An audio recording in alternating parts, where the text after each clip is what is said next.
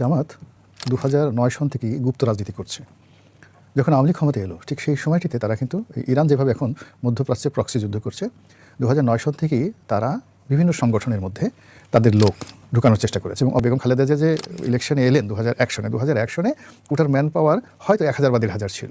সেই 1000-1500টাকে ম্যান পাওয়ারে তারা 30,000-এ উন্নয়ন করেছে বিএনপিকে ব্যবহার করে। তো এইভাবে ধরুন বিএনপির জমানাতে তারা যে রিক্রুটমেন্টগুলো করেছে গভর্নমেন্ট জগতে, সেনাবাহিনীতে করেছে, তারপর শেষে সিভিল ব্যুরোক্রেসিতে করেছে, ফলে কী হলো এখন তাদের ডিসি, এসপি, ক্যাবিনেট সচিব থেকে শুরু করে কোনো জায়গাতে লোকের কোনো অভাব নেই।